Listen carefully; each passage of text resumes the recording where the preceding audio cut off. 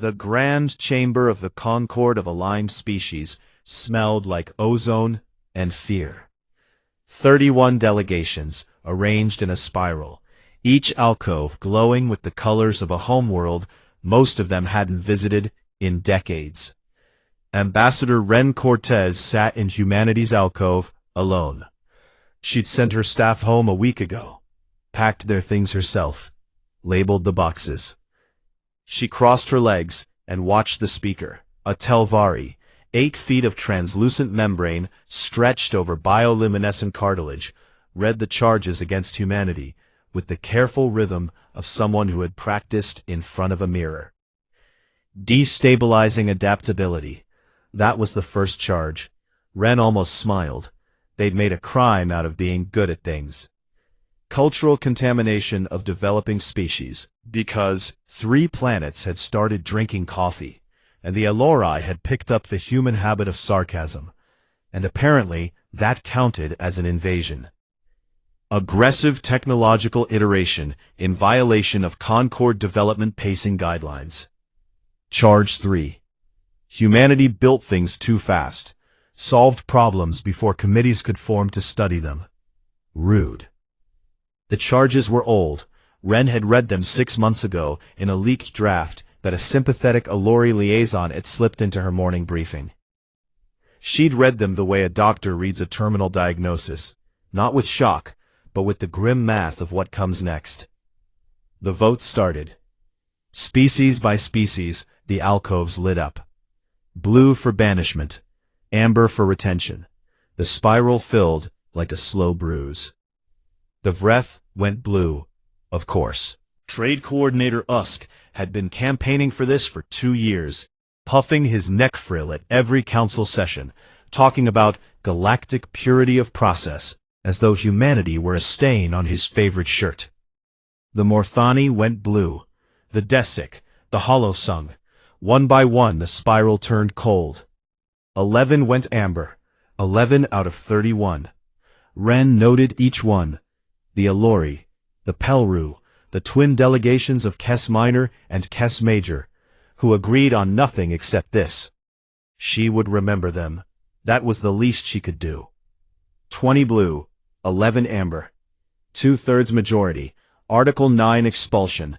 Humanity was out.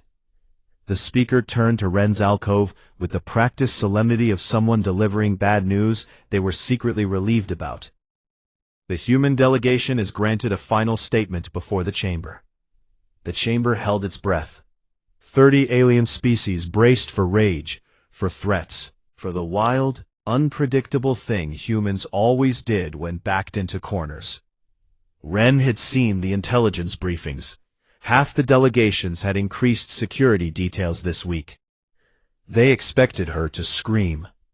She stood up, smoothed her jacket, looked at the spiral of blue lights, the way a woman looks at a house she once lived in, and no longer needs. "You'll know where to find us." 6 words. She sat down.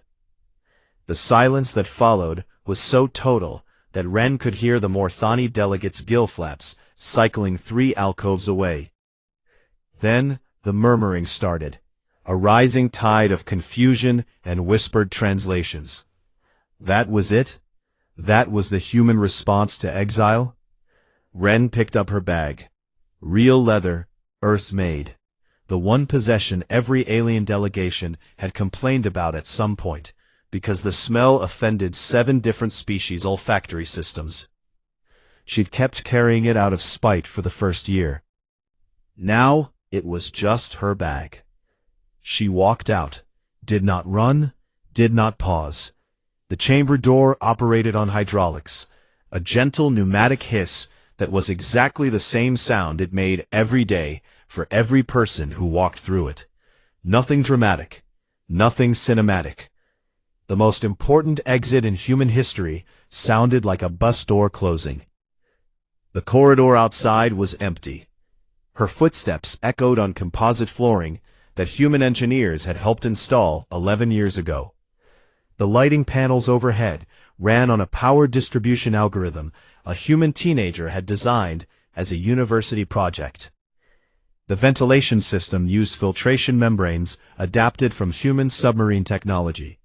They were everywhere in this station, in its bones, in its breath. And none of that had mattered when the spiral turned blue. Ren stopped at a window. Below, the station's commerce ring spread out like a carnival seen from a rooftop. Thousands of bodies moved through markets and plazas. Vreth silk traders next to a Lori crystal gardens, next to a human coffee shop called Beans and Blasphemy that had a line out the door, even now, even today, even with the vote still warm. A Desic child pressed against the coffee shop window, watching the human barista work the espresso machine with the same fascination Ren's daughter had once shown watching fireworks. 90 days, that was the grace period. Then every human business, every human resident, every human fingerprint on this station and 1,000 others would be erased. Repatriated. The word the Concord used was returned, as though humans were library books checked out past their due date. Ren pressed her forehead against the glass. It was cold. Station glass was always cold.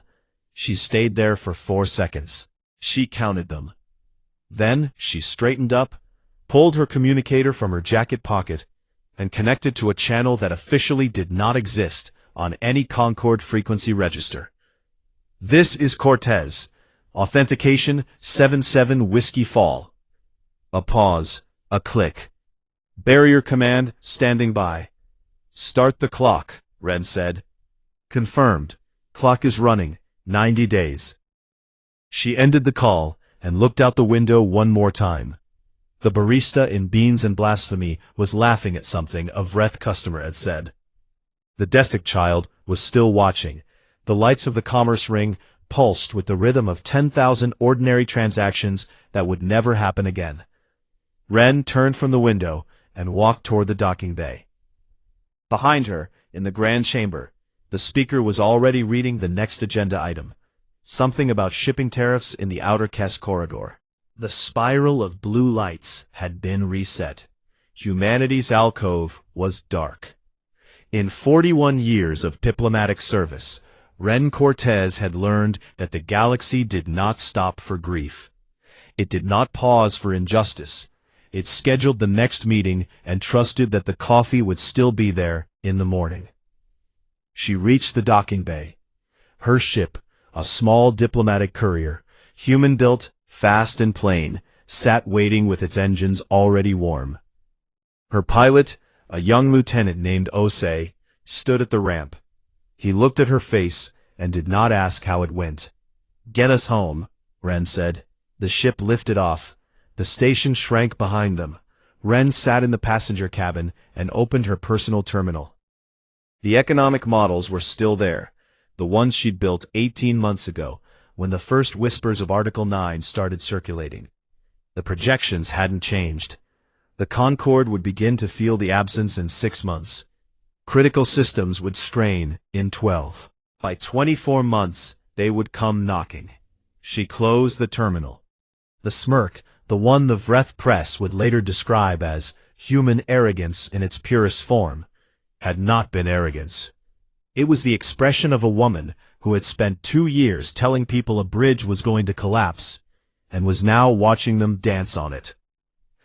Being right was supposed to feel like something.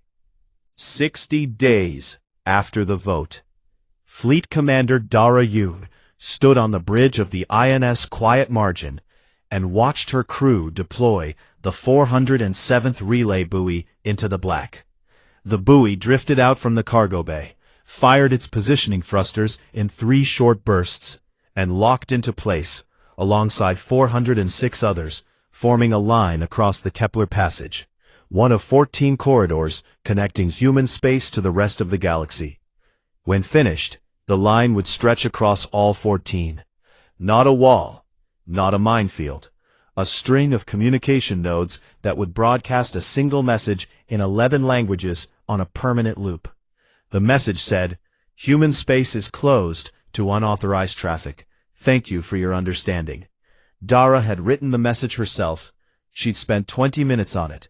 The thank you was the part she'd enjoyed most.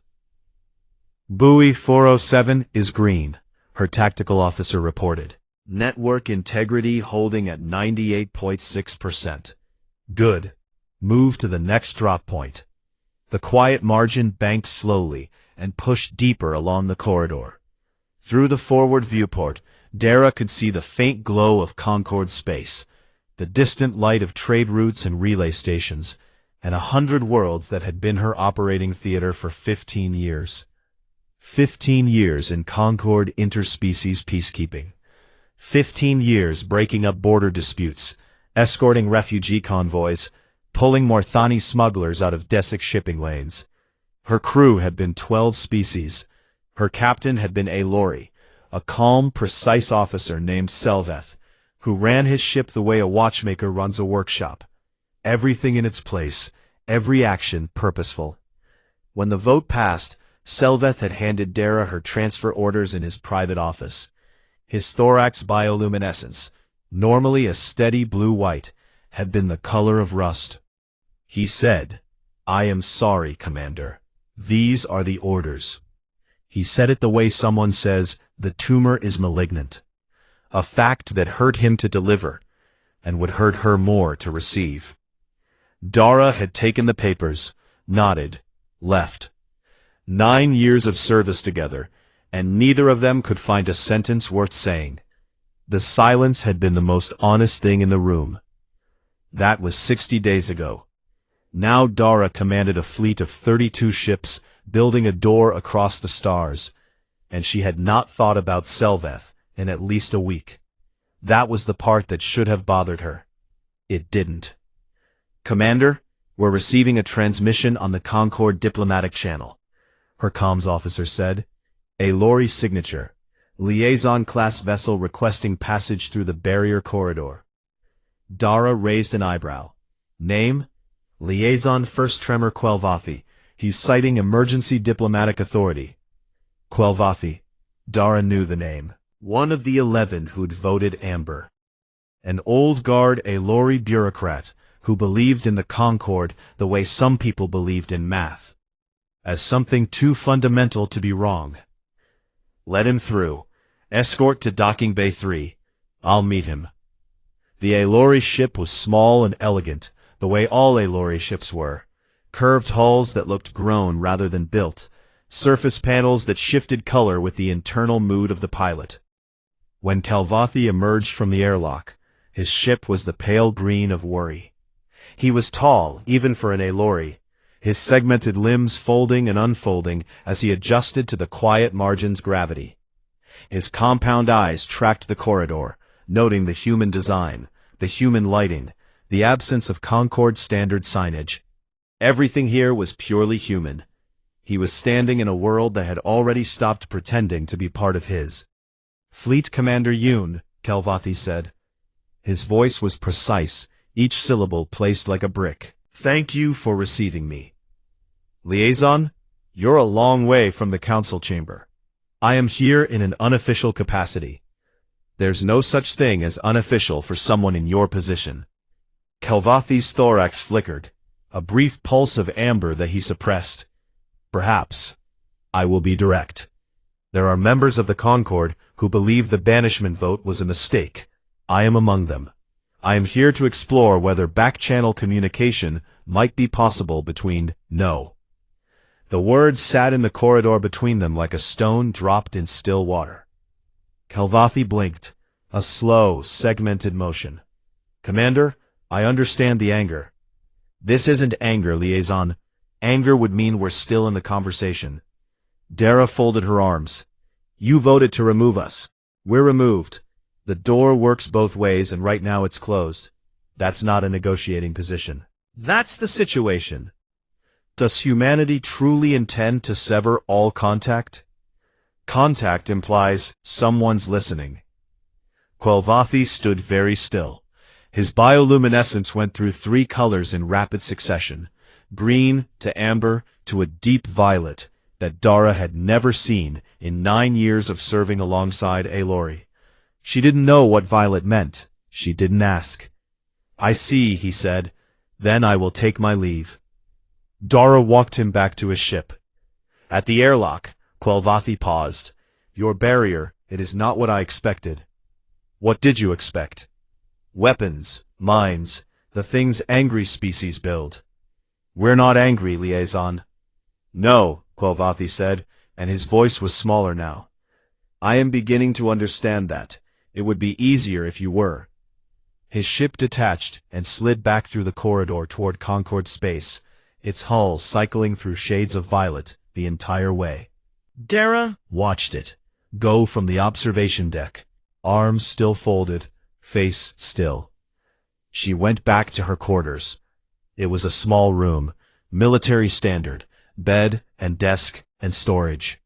On the desk was a framed photograph, a real printed photograph, because Dara believed in things you could hold.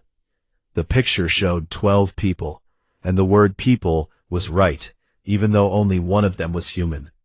12 officers of the CAS peacekeeping cruiser Balanced Meridian, tangled together after a 40-hour rescue operation in the Desik border zone. Wings and tentacles and arms thrown over each other's shoulders. Dara in the center, grinning, her hair a mess, her uniform torn at the sleeve. She picked up the frame, looked at it for 3 seconds. Then she opened the top drawer of her desk, placed the photograph inside, and closed it. Not the trash, the drawer. The trash would mean she'd processed it. The drawer meant she was filing it away for a later that both of them knew would never arrive.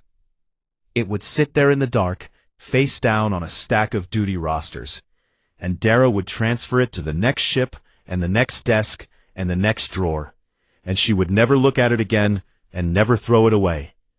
And that contradiction would be the most honest monument to 15 years of service that she could build.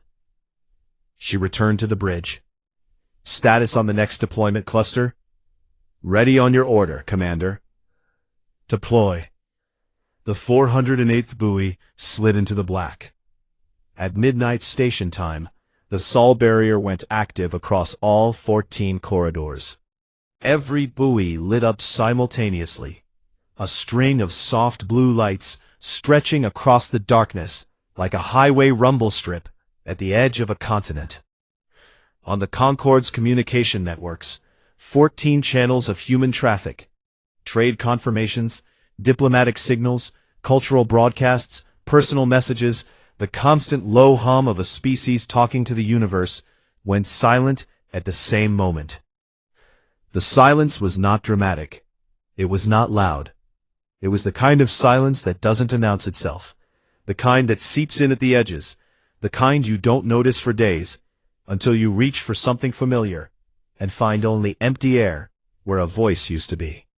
14 systems, 9 billion humans, quiet.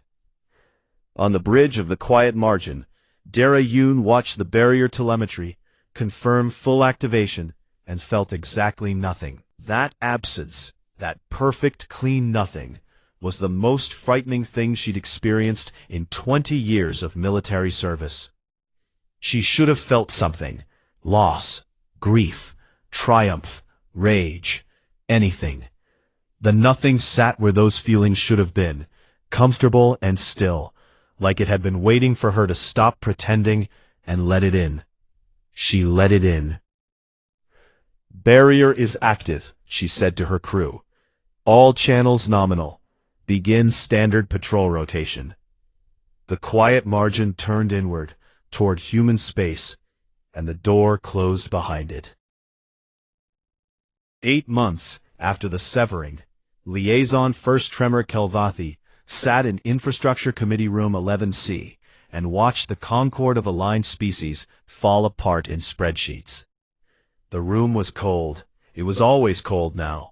The climate regulation system on Central Station had been running on a human-designed thermal balancing algorithm for 30 years. No one had known this until the algorithm's license expired, and the automated update requests bounced back from servers that no longer existed.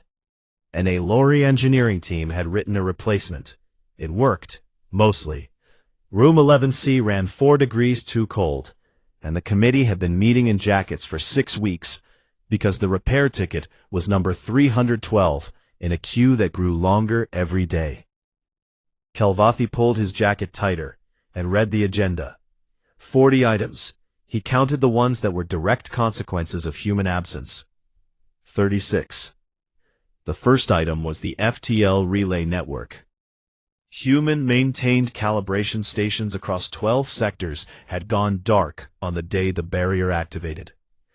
The stations themselves were still there, metal and circuitry floating in their usual positions, but the calibration software was proprietary, and the source code had been repatriated along with every human engineer who understood it.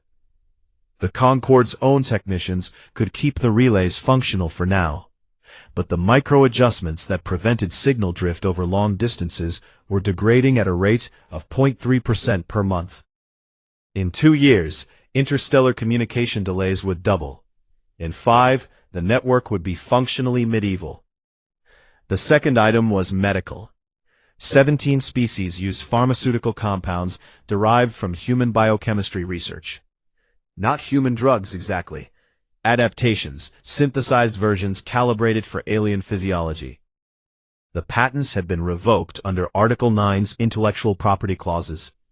Every single one. The Morthani delegation had filed an emergency health petition because their leading treatment for gill rot was a human-derived compound, and their own researchers estimated 9 years to develop a replacement. 9 years. The average gill rot case was fatal in 3. The third item was the translation matrix, the universal translation system that allowed 31 species to speak to each other in real time, had been built over centuries, layer by layer, species by species. 60% of its linguistic modeling architecture was human work, not because humans had demanded the contract, but because they'd volunteered. They saw the old system struggling with idiomatic translation and showed up with a better framework, the way a neighbor shows up with a ladder when your gutters are clogged. Helpful, reflexive, annoying in the way that people who are always right are annoying. With the human modeling architecture frozen, no updates, no patches, no adaptive learning, the matrix was developing gaps. Small ones at first. A Desic trade phrase rendered as a Vreth insult, an Aelori conditional tense read as an imperative. Misunderstandings that hadn't occurred in a century were occurring weekly. 2 trade agreements had been delayed because neither party trusted the translation of the other's terms. Kelvathi read through the remaining 33 items. Water purification patents, navigation chart updates, shared research databases, emergency response protocols, medical training standards, cultural exchange programs that had quietly been the only thing keeping 3 pairs of historically hostile species from reigniting ancient grudges. Humans had been in everything. Not at the top. They were too young a species for that, but in the middle, in the connective tissue.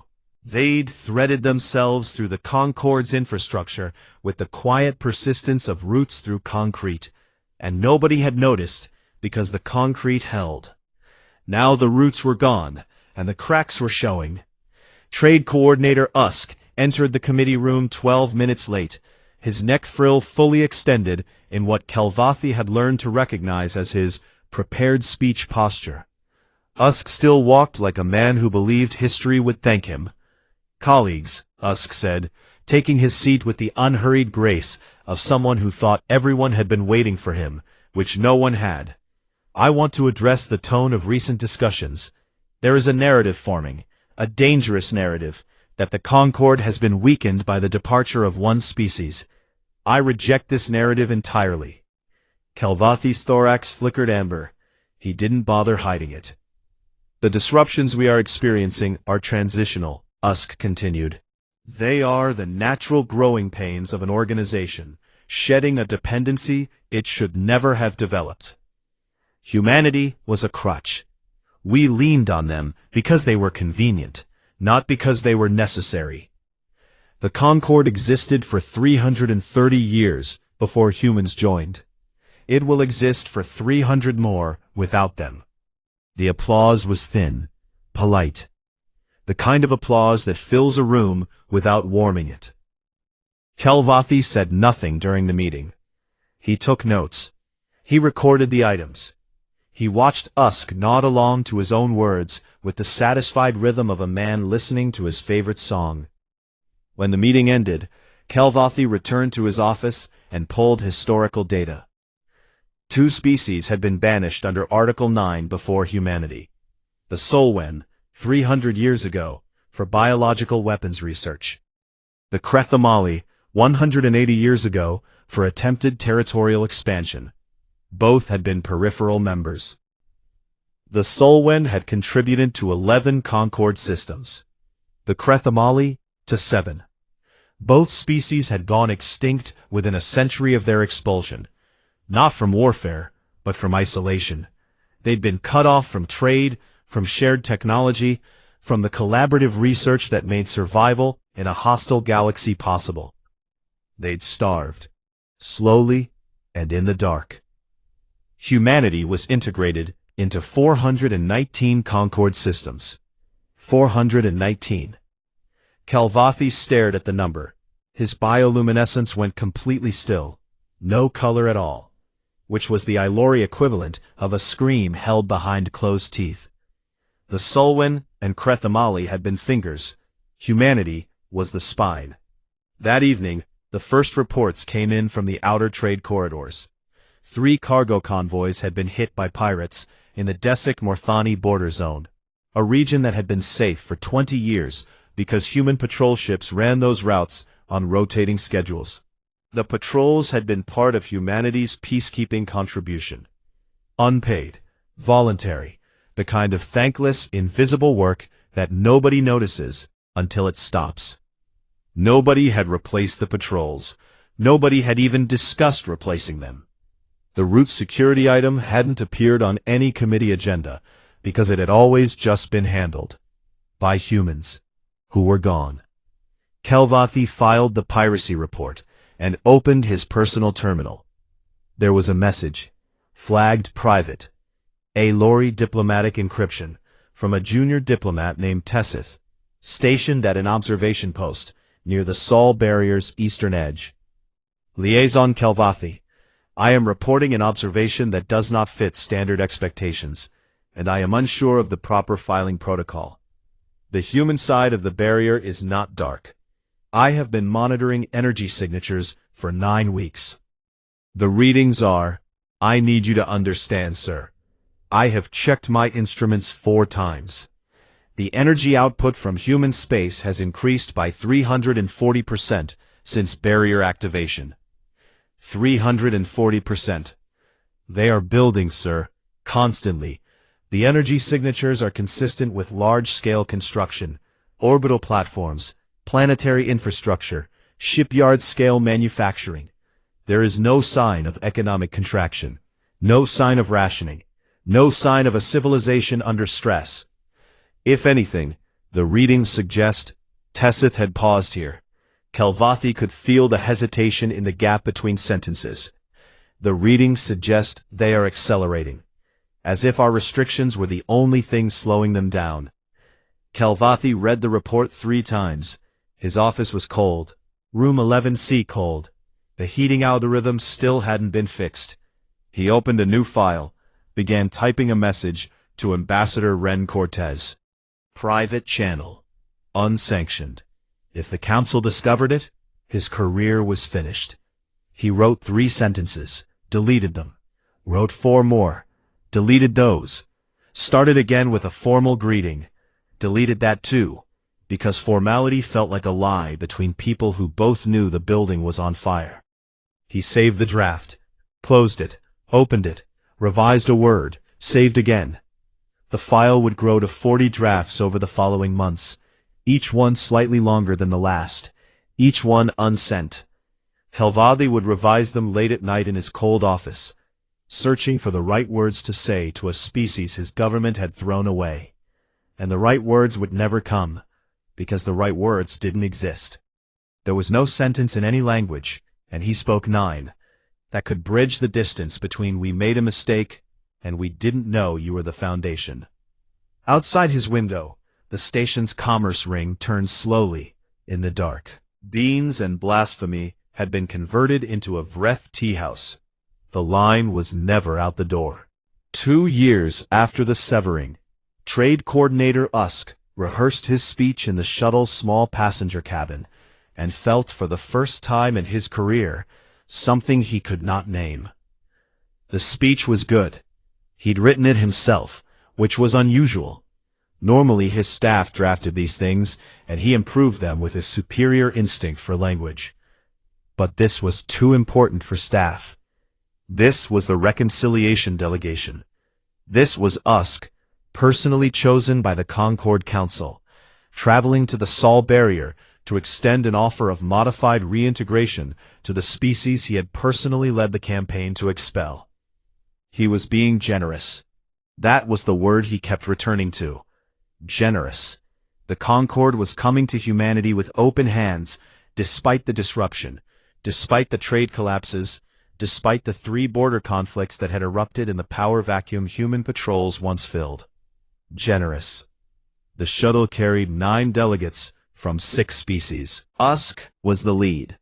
He read his speech aloud to himself one more time, enjoying the shape of the words in his mouth. On behalf of the Concord of aligned species, I extend this offer not as a concession, but as a recognition that the galactic community is stronger in unity than in division. Good. Balanced. Dignified. He did not notice that his hands were shaking. The Sol barrier appeared on the shuttle's forward display, as a line of soft blue lights, relay buoys stretching across the corridor like a fence made of stars.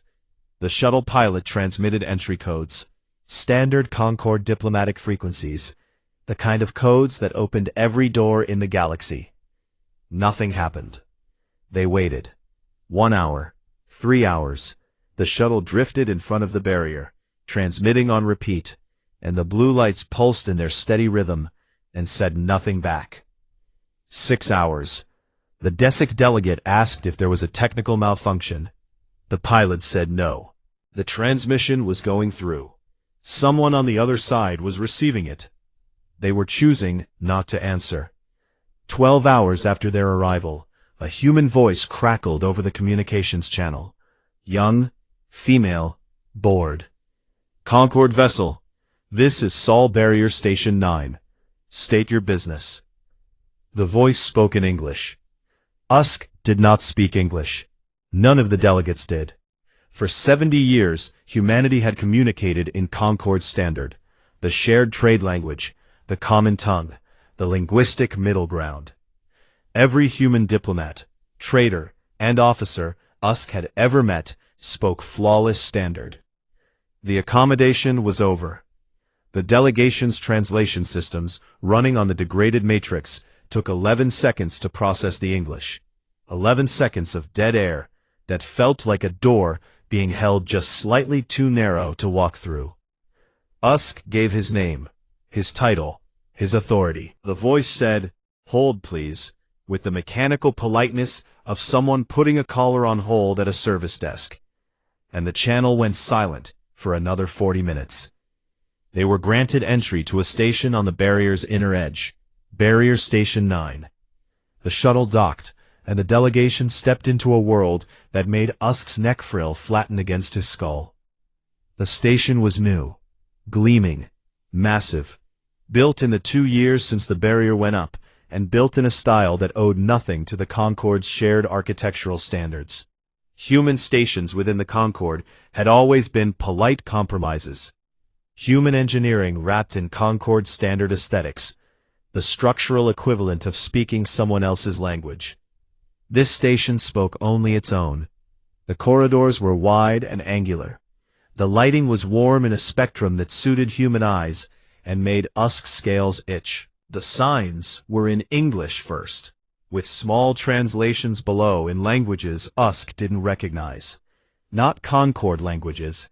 Something else. Someone else. Humanity had made new friends. Ambassador Ren Cortez met them in a conference room that overlooked the barrier from the inside. Through the window, Usk could see Concord space, the distant glow of the trade routes, the faint sparkle of relay stations.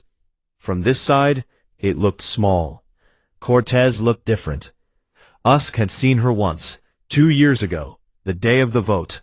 A tired woman in a wrinkled jacket, carrying a leather bag. The woman who stood before him now was not tired. She was still. There was a difference. Tired people move restlessly. Still people don't need to move at all. "Trade coordinator," she said. "Welcome to Station 9. Ambassador Cortez." Usk extended his neck frill in the breath gesture of formal greeting. "I come bearing an offer from the Concord Council that I believe you will find." She gestured to a chair. "Sit. Present your terms." He sat. He presented. Modified reintegration. Humanity would rejoin the Concord under revised membership terms. Reduced voting rights for a probationary period. Technology sharing agreements with new oversight provisions. Trade routes reopened with Concord standard tariff structures. It was, Usk explained, a unique opportunity. No banished species had ever been offered reinstatement. Humanity should recognize the extraordinary nature of this gesture. Cortez listened. She did not interrupt. She did not take notes. She did not glance at aides or consult a terminal. She listened the way a stone listens to rain, completely, and without being changed by it. When Usk finished, the room was quiet. "Thank you, Trade Coordinator," Cortez said. "Can I offer your delegation refreshments for the return trip?" Usk blinked. His frill twitched. Excuse me? Refreshments, for the trip back. It's a long flight to Central Station." "Ambassador, I've just presented terms for humanity's reintegration into the Concord." "Yes, and I'm offering you water and protein bars for the shuttle home." The Desic delegate leaned forward. "Is this a negotiating tactic?" "No. Do you need time to consult with your government?" Usk asked. His voice had gone up half a register. "We understand these are significant terms. We can wait." "I consulted with my government before you arrived, Trade Coordinator." Cortez folded her hands on the table. The answer was in the wait.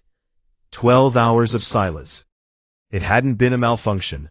It hadn't been bureaucracy. It had been the deliberation. Earth had received their request, discussed it, decided, and then let the delegation float in the dark for 12 hours, because the answer, the real answer, was the floating. Usk opened his mouth, closed it, opened it again. "You cannot be serious. I have never been more serious in my career. The Concord is offering you reinstatement. No species has ever been worth reinstating before. That's your leverage, Trade Coordinator, and it only works if we want to come back." She paused. "We don't." The meeting lasted 4 more minutes. Cortez answered questions with the patient precision of someone who had rehearsed not the answers, but the silences between them. The delegation left. Cortez shook each of their hands, a human gesture none of them returned correctly, and thanked them for the journey. On the shuttle home, Usk sat in the passenger cabin and stared at the wall. His speech was still open on his tablet. He read the first line. "I extend this offer not as a concession." And the words looked like a language from a dead civilization. Something carved on a ruin that nobody visits. The Desic delegate was talking to the Morthani delegate about filing a report. The Aelori observer was typing notes with the mechanical focus of someone who would rather be doing anything else. The shuttle hummed. Usk turned to his aide, a young Vreth, fresh from the diplomatic academy, still believing in the system that had produced him. "When they stopped talking to us," Usk said, "the day the barrier went up, the day everything went quiet. Did anyone mark it?" The aide looked confused. "Mark it, sir? The exact day, the exact hour. Did anyone in the Concord log the moment humanity stopped speaking?" The aide checked his files, searched again. No, sir, I don't see a specific record." No one had marked it. No one had noted the hour when 9 billion voices went silent across 14 systems. It hadn't been an event. It had been an absence. The kind you don't register until you reach for the sound in the dark and find only your own breathing. Usk closed his tablet, set it face down on his lap. Outside the shuttle window, the Sol barrier's blue lights receded into the distance, steady and patient and closed. Behind that barrier, in the conference room on Station 9, Ren Cortez stood alone at the window. She could see the shuttle, a small shape growing smaller, trailing engine light back toward Concord space. Back toward the routes she'd once traveled weekly. The relay stations she'd helped maintain. The chambers where she'd argued and compromised and believed, for decades, that connection was the point. She pressed her hand against the glass. It was warm. Human-calibrated climate systems. Human lighting. Human architecture. Everything on this side of the barrier was human now. Purely and completely. In a way that nothing had been when they were part of something larger. She stood there for 10 seconds. She counted them. Then she turned away from the window, walked toward the station's interior, toward the construction bays and the shipyards and the energy signatures that were 340% above what anyone had expected, toward the lit-up side, the side that built. Her footsteps echoed on floors that owed nothing to anyone. 5 years after the severing, Liaison First Tremor Kelvathi crossed the Sol barrier alone in a civilian shuttle with no diplomatic markings and no authorization from anyone who mattered. His resignation letter sat in the outbox of his personal terminal, scheduled to send 6 hours after his departure. By the time the Concord realized he was gone, he'd be too far inside human space for it to matter. There would be consequences. He did not care about consequences anymore. Consequences were for people who still believed the system that produced them was worth preserving. The barrier let him through in 14 minutes. No wait, no silence. His shuttle had been flagged on a list somewhere. Cortez's doing, probably, or someone who worked for Cortez. A human comm officer welcomed him in accented but functional Concord standard and directed him to Station 9. Ren Cortez was waiting at the docking bay. She looked the same and entirely different. Same short hair. Same leather bag hanging from one shoulder, the one that had offended 7 species' noses. But the stillness he'd seen 2 years ago had deepened into something else. Not peace exactly, certainty. The posture of a woman standing on ground that didn't shift. 40 drafts, Cortez said, by way of greeting. We got every one. Kelvathi's thorax pulsed a color he couldn't control. That is, how? Your encryption is good, Liaison. Ours is better. We intercepted them the moment you saved the first file. You read my unsent messages. We read everything that touches the barrier. Wouldn't you? He had no answer for that. He followed her into the station, and the station swallowed him whole. Station 9 had been large 2 years ago. Now it was a city. Corridors had become avenues. The docking bay opened onto a central concourse that stretched upward through 6 visible levels, each one humming with foot traffic. Humans, yes, but also species Kelvathi didn't recognize.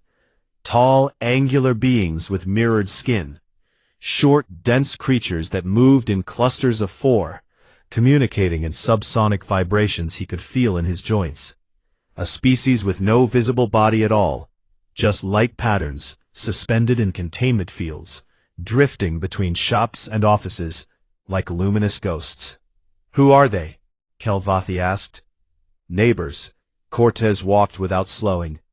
When we closed the door to the Concord, we opened it in the other direction. Turns out the galaxy doesn't end at your borders, Liaison. There are people out here the Concord never bothered to meet. We bothered. The car accelerated through a tunnel carved into the station's spine and emerged into open space. Not outside the station, but inside a much larger structure surrounding it. A shipyard. The kind of shipyard that made Kelvathi's architectural instincts recoil and then recalibrate, because the scale was wrong. The scale was impossible. Dozens of vessels in various stages of construction, held in place by gravity scaffolds that glowed amber in the dark. The smallest was the size of a Concord heavy cruiser. The largest was something Kelvathi had no word for. "You built this in 5 years," he said. "We built this in 3. The first 2 years were planning. This is more industrial capacity than the Concord's entire central shipyard complex." "Yes. How?" Cortez looked at him with something that was almost pity. "You know how. You wrote it in draft number 16. The Concord's consensus model requires every member species to approve major development projects. Average approval time for a new shipyard, 11 years. We don't vote on building things, liaison. We just build them." The transit car moved on. Cortez showed him more. A medical research campus where human scientists worked alongside the mirrored skin species, the tesserae she called them, on pharmaceutical compounds that made the Concord's shared pharmacopoeia look like a first aid kit. A communications hub running a translation matrix built from scratch in 18 months, covering 14 new languages the Concord had never cataloged. An agricultural station orbiting a gas giant, growing food in configurations that violated 6 Concord agricultural standards and produced 3 times the yield. Everything was fast. Everything operated at a speed that the Concord's committee-driven governance model could not match and had never tried to. And everything was loud. That was what struck Kelvathi most. Human space was loud, music leaking from doorways, voices in corridors, construction noise bleeding through bulkheads. The Concord stations were quiet by design. Acoustic dampening was standard. Silence was professionalism. Humanity had ripped out the dampeners and let the noise in, and the noise was the sound of a species that had stopped asking permission. "You're not suffering," Kelvathi said, and the words came out like a confession. "No, the council believed we were told that isolation would break us. Yes, like the Sulwen, like the Krathamali." Cortez stopped walking. They were in a corridor overlooking the shipyard, and the amber light of the gravity scaffolds painted her face in warm stripes. "They needed the Concord to survive. We didn't. We never did. The Concord needed us. I know. You knew 5 years ago. I suspected 5 years ago. I know now." Cortez nodded, not with satisfaction, with the flat acknowledgement of a fact that gave her no pleasure. She took him to one final place, an observation deck at the station's highest point, a glass room that looked outward in 2 directions. One wall faced inward, toward human space, toward the 14 systems, and the new allies, and the shipyards, and the noise. The other faced outward, toward Concord space, toward the distant glow of trade routes and relay stations, and a civilization that was slowly dimming. Kelvathi looked at both views. The contrast was the kind of thing that didn't need words, but he gave it words anyway, because he was Aelori, and the Aelori believed that naming a thing was the first step toward surviving it. "You are thriving, we are declining, and you are not coming back."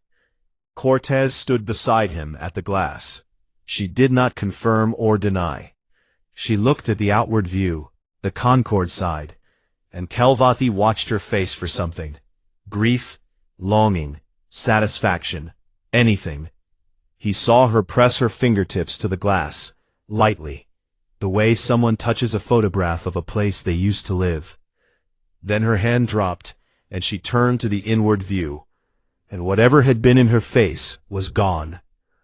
"Will you come back?" Kelvathi asked. Cortez didn't answer. She watched the shipyard. A new vessel was being moved into its launch scaffold, guided by tugs that blinked in sequence like a slow heartbeat.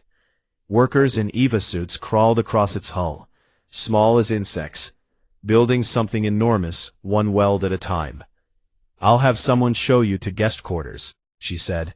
"Stay as long as you want. See what you need to see." Her footsteps faded down the corridor, and Kelvathi stood alone in the glass room between 2 views of the galaxy, one bright and getting brighter, one dim and getting dimmer, and understood that the answer to his question had been in everything she'd shown him, and nothing she'd said. He stayed 3 days. He walked through human markets and ate human food and listened to human music playing in public squares where children of 4 species chased each other in games that had no rules anyone could explain. He visited the medical campus and the communications hub and a school where Tesserae children sat next to human children and learned each other's languages with the ferocious speed of minds that hadn't yet been taught to be afraid of difference. On the 3rd day, he boarded his shuttle and crossed the barrier into Concord space. The silence hit him like a wall. Not true silence. The Concord was not literally quiet. Ships moved. Communications channels carried traffic. But the quality of the sound was different. Thinner. The sound of a machine running on fewer cylinders than it was designed for. Still functional, still turning, but with an empty rhythm where something used to fire. Kelvathi filed his report with the Concord Council. 1 page. He had considered writing more, an analysis, a recommendation, a plea. He wrote 1 page instead, because 1 page was all the truth required, and more would have been decoration. The council received the report, logged it, filed it in the appropriate committee's intake queue. They would not read it for months. In a small trade office on the 47th level of Central Station, former trade coordinator Usk sat at his desk and listened to human radio broadcasts that leaked through the barrier's edges in faint, ghostly fragments. He had purchased a language learning program 4 months ago. He was studying English the way a man studies the language of a country he will never visit, slowly, with no deadline, for reasons he could not explain to anyone who asked. A song came through the static, a woman's voice, singing in a language Usk was only beginning to understand. He caught fragments. Something about leaving, something about roads, something about not looking in the mirror. He did not understand the words. He understood the feeling. It was the feeling of a room you chose to leave that went on being warm without you. A silence you created that the other side filled with music. He listened until the static swallowed the signal, and then he sat in the quiet of his small office and did not turn on the lights. And the station moved around him like a body that had forgotten what it was missing, and the dark was very still. And outside his window, the galaxy turned with 29 species in it where 31 used to be, and the empty chairs did not get smaller with time. 14 systems away, behind a line of soft blue lights, the door stayed closed. Not locked. Closed. The difference mattered. It had always mattered. A lock is a statement about fear. A closed door is a statement about choice. And humanity, in all its loud, fast, restless, infuriating brilliance, had made its choice with the same energy it made every choice. Completely, and without looking back, and with the lights on so bright that the whole galaxy could see what it was missing through the gap beneath the door. The gap was there. It had always been there. Nobody on the other side knocked.